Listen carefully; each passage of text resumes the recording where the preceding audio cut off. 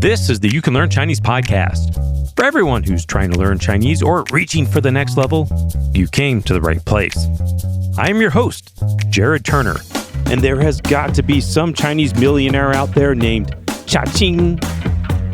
My co-host is John Pasden, and to be frank, he'd have to change his name. Let's get to it. Hey guys, this is Jared Turner joining you here from Utah in the United States. Hi everybody, I am John Pasden. I am in Shanghai, China. How's it going? All right, John, we are coming out of winter slumber. Spring is emerging, and we are talking about a critical topic today. Yeah, I've got this topic of levels on the mind, leveling. We're talking about learning materials and putting them at different levels so people can learn stuff that's helpful for them where they're at. So if you have ever been at a level of Chinese, this episode's for you. Yeah, because you always want to level up. And it seems like it's always pretty hard to level up, but it's worth talking about some of the reasons why it might be hard or why it might take longer, all these issues. Well, John, this topic, it's a bit at the core of what we do at Mandarin Companion with our graded readers, but, you specifically, probably the resident expert in this. I'm trying to think of anyone I know who has perhaps more experience in leveling or dealing with all this leveling content. I'm sure there's somebody out there, right? But you're dang good at it, and you've got over 2 decades of experience in this. So let's pose this question. What is a level, really? And I know it's a question you don't want to answer, John, but what is a level? All right, so obviously you start out as a beginner, you don't know anything, and then you want to make your way to fluency.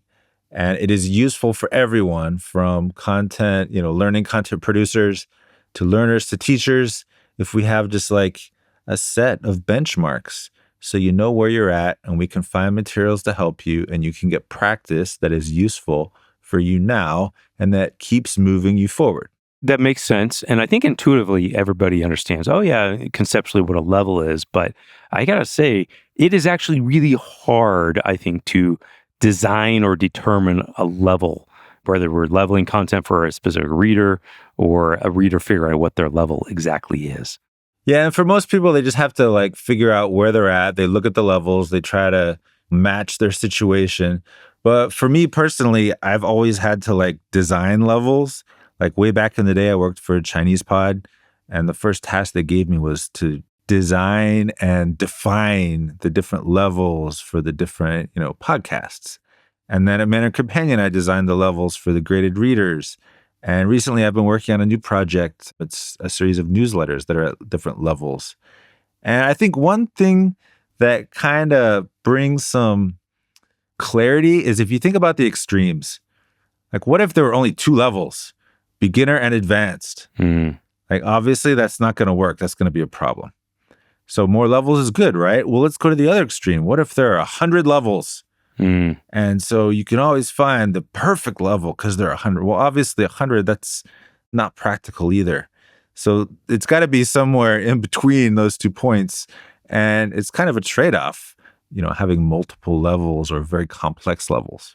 Yeah, John, something I was thinking about, when we are designing stuff for language learners is that, we kind of work with, borrow a statistical term, discrete list of characters or words. So, this is, okay, we're going to draw from this, we're going to write that story or create this level, and we're going to kind of introduce this stuff. So we know how many characters, how many words, and conceptually kind of maybe what degree of maybe difficulty or how common it may or may not be. But, I think as a learner, this is also challenging because in general, as learners, we don't have a list of this is every word that I know, right? Right. And even if you wouldn't remember every word that you know to put down on that list. And then there's always some words that, hey, yeah, I got this one. I got this character. And the other ones are wait, what is that one? And then when it's paired with another character, oh yeah, I know what that is. Or I know that one, but I just can't remember what it means. Yeah, and I think most learners, they don't really want to have to tell you what they know because doesn't everybody learn more or less the same vocabulary as they progress? I mean, not really, but sort of, right? And so people just want to know, what level am I at? and they don't want to get into all of those details. And one of the ways that people tend to try to get around, the messy details of a personal situation is to just use a standard, right? So we created our own standard at Mandarin Companion, but a lot of people, they just turn to a textbook. Like a textbook is probably the most familiar system of levels that most people have dealt with. Yeah, and I think what's interesting is even how they determine some of those levels. And John, I know you don't like to get too much in the weeds on this, but it is kind of interesting. They do this in corpus analysis. They bring together all this language that's maybe being taught to learners, and they also transcribe what learners have been saying in some conversations or writing for assignments. And they kind of do this big frequency table, and they kind of saying, oh, okay, these are the most commonly ones that are taught and learned or used by learners. Who's they? These would be researchers and, academics in this area. Usually what I've seen, John. Are you sure? Sure. I mean, yeah, I've actually, I've worked on some of the stuff. You have too, right? Well, I mean, I did create a corpus and did corpus analysis for creating the Mandarin Companion levels. And so, we went through and tabulated all the words, had to figure out how to define words and, figure out what are the most high frequency words at different levels, different kinds of texts, all that kind of stuff.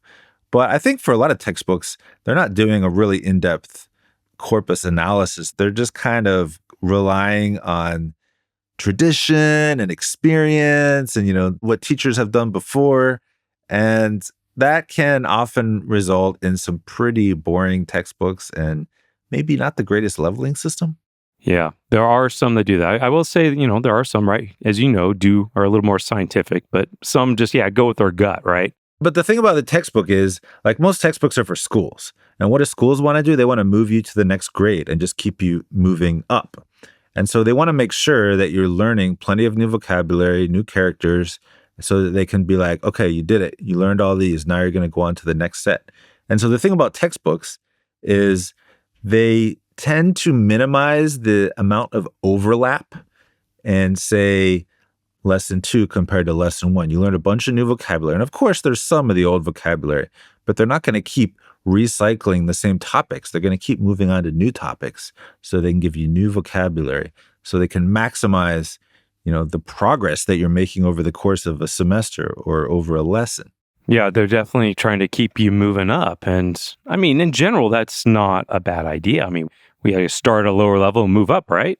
Yeah, it seems like a good thing, but if there's not a lot of reinforcement, then you might get to lesson 5 and you'd be like, wait, what did we learn in lesson 3? Oh man, I barely remember any of this, because you're not going over it again. It's not reinforcing. You're just moving on and not looking back, Yeah. And, this is one of the fundamental challenges of, as you're pointing out, textbooks or kind of a lot of course type material. They're very good at introducing the language, but not very good at reinforcing that language or really giving you the exposure and the development you need to that language to really attain a level of proficiency or, as I say, the F word, fluency. Yeah, and the part about practicing and really making sure that you're retaining the vocabulary learned before, that kind of falls on the teacher. And if the teacher is just going to move through the textbook lesson by lesson and not review and reinforce, then it's going to be rough. But if the teacher does a lot of work, then it is possible. But the textbook itself isn't designed to really reinforce well. It's designed to keep you moving up. It's a ladder, right? It goes almost straight up, but it's narrow. It's not covering everything at the level. It's covering just what you need to know to get to the next level. I like the ladder analogy, and a lot of educators today also use that word scaffolding, right? Trying to take you up step by step. But this also comes to mind that, hey, we're not anti-textbook per se. I'm actually grateful we have them. I mean, at least you need to have to have, but it can be incredibly helpful to have some sort of step-by-step course or curriculum for, especially if you're, not immersed in the language, something that's going to help you go from step by step to that next level. But what also comes to mind, John, is, Paul Nation, the 4 strands, kind of his theory about language learning, and that we need kind of 4 kind of components of language learning that should be kind of equal in equal parts. And one of them is that, I guess, explicit instruction. I forget exactly how he puts it. In his opinion, that should be only 25% of the time. So if you're looking at from that perspective, hey, maybe only in all of our language learning, focused on learning Chinese, maybe only 25% of the time should be per se in the books, right? Right. And so a good teacher knows this. And if they have time and the curriculum isn't forcing them always forward, then they're going to try to build those skills and they're going to do lots of different activities to reinforce and practice and get you comfortable. But unfortunately, I've seen it. A lot of these courses, whether it's in high schools or in universities, they don't really have time to just get comfortable. They have to keep pushing to the next lesson so that they can, finish all the material for the test and the midterm and the final. And it's quite a breakneck pace, I got to say. John, also this correlates with almost, not just our own personal experience, and you've worked with so many Chinese learners, but anyone listening to this podcast, if you've listened to these interviews we've done over the years, we've had well over 100 guests on this show. And I will say there are a lot of the guests who started learning Chinese in some sort of class environment, whether it was like in high school or university or just independently. But for anyone who's achieved any like higher level of proficiency, without a doubt, in every single story, you can find that everyone was learning or doing more activities outside of the classroom.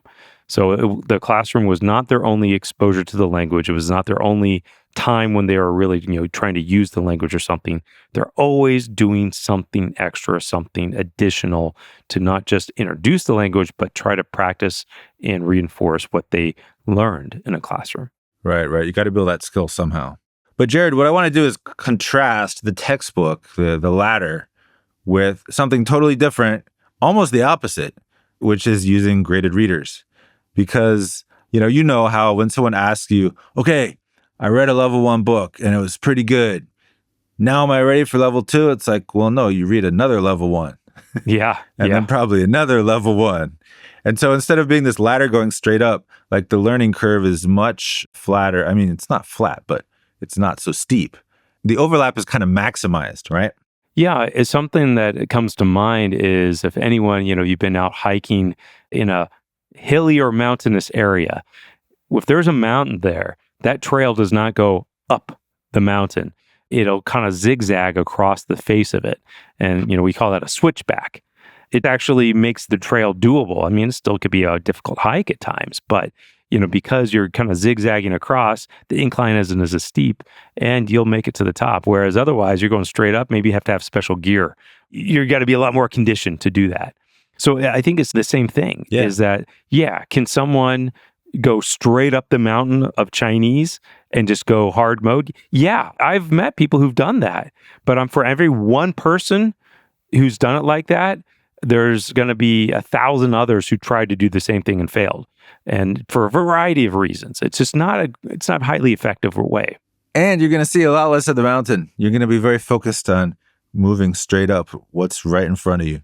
You miss the view. You don't enjoy it as much because, like the graded reader idea is it's more of a broader path.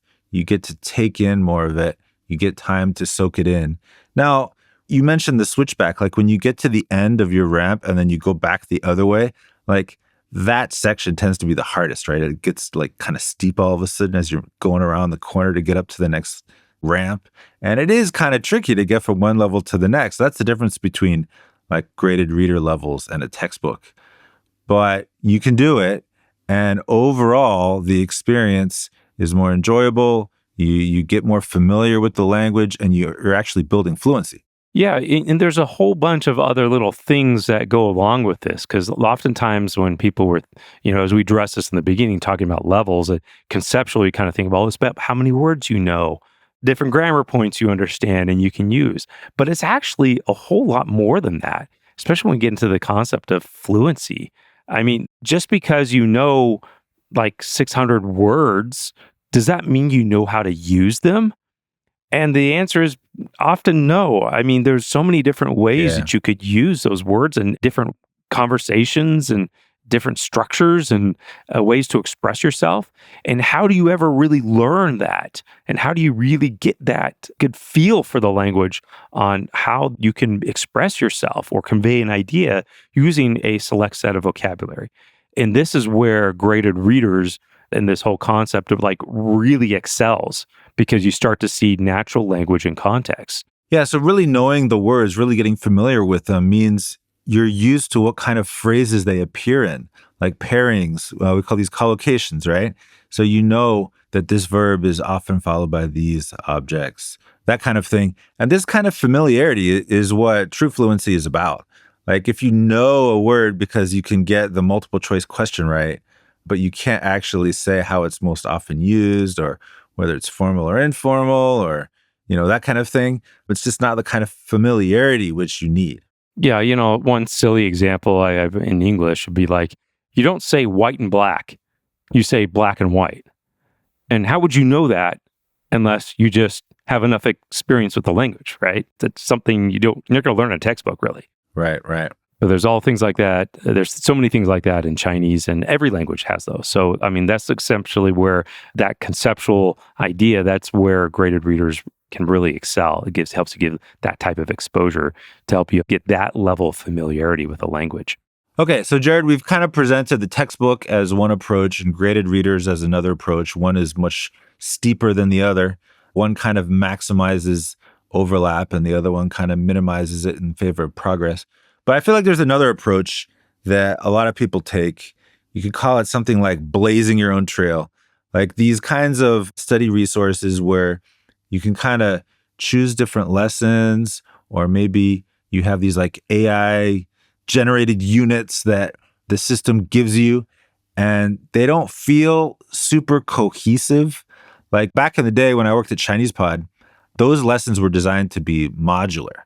So you could literally study any lesson first as a beginner, and then you can study any lesson after that.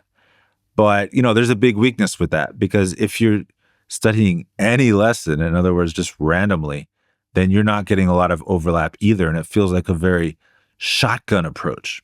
Yeah, I think that's the common challenge. I mean, John, you've experienced this a lot more, working a lot more closely with learners, but a lot of people are kind of like, hey, where do I start? How do I go? And they kind of, as you're saying, blaze their own trail for better or worse, right? Right. So if you're blazing your own trail, whether it's studying lessons from a resource or kind of choosing topics with a tutor, you have to make sure there's enough overlap so that you're reinforcing what you learned before and you're expanding on what you know, rather than creating these little islands of topics you can kind of talk about. That's right. It can be a little bit like you got Swiss cheese vocabulary, where you got a bunch of, words but there's a lot of gaps. And we all have gaps. That's going to be kind of normal. So how do we overcome this, or how do we deal with this, John? What do you think are some of the best ways to approach this?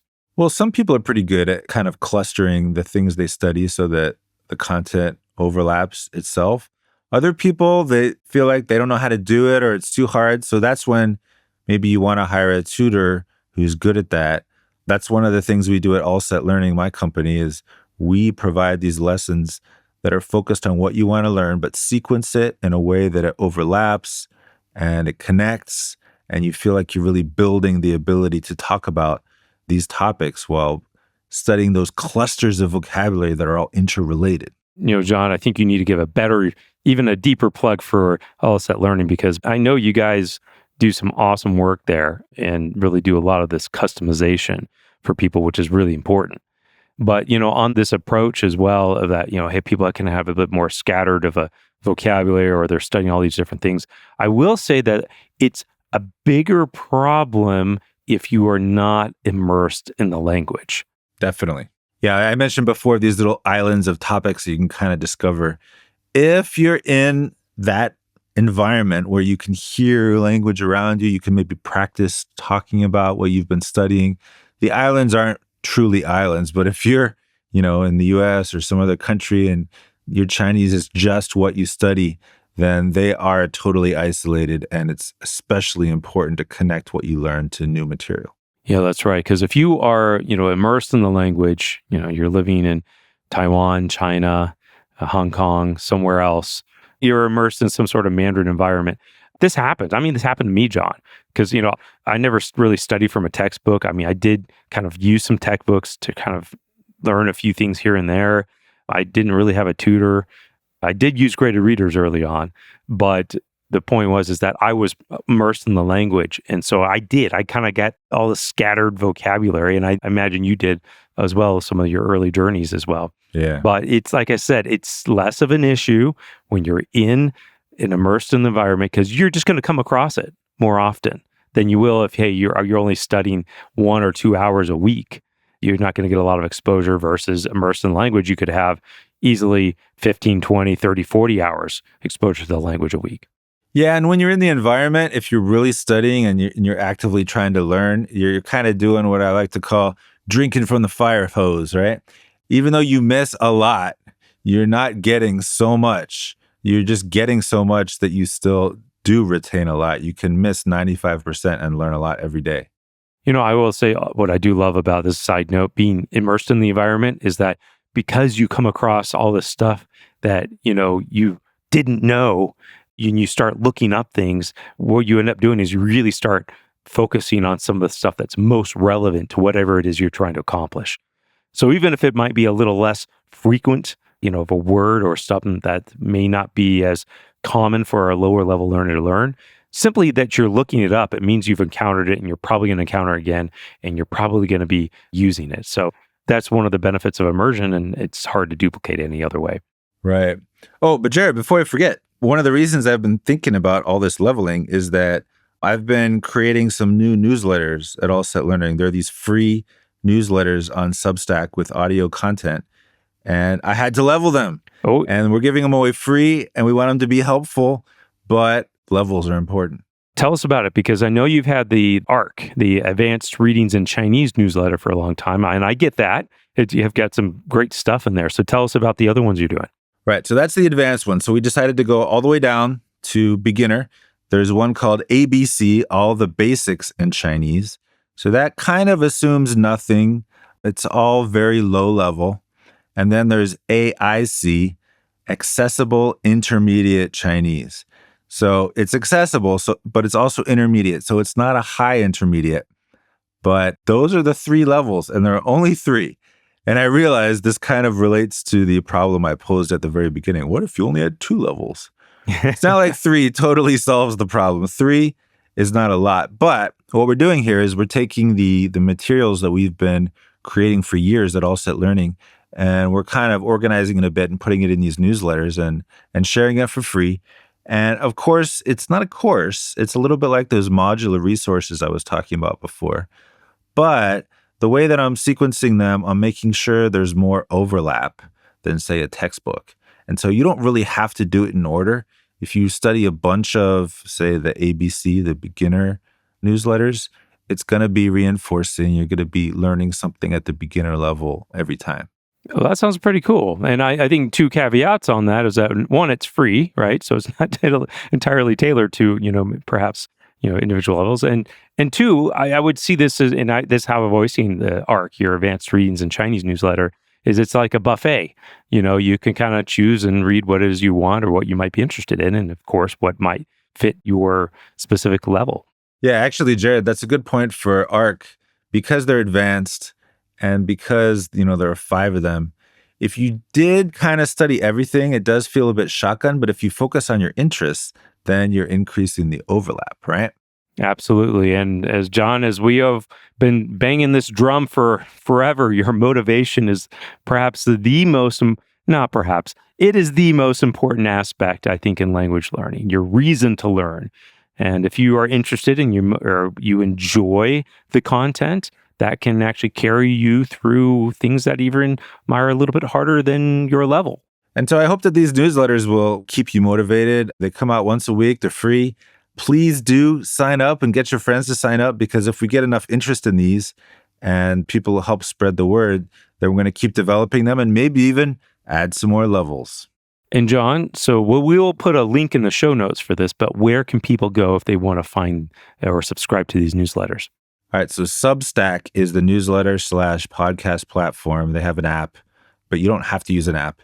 And once you go to substack.com, you're looking for ABC, All the Basics in Chinese, or AIC, Accessible Intermediate Chinese, or ARC, Advanced Readings in Chinese. And those are all by All Set Learning.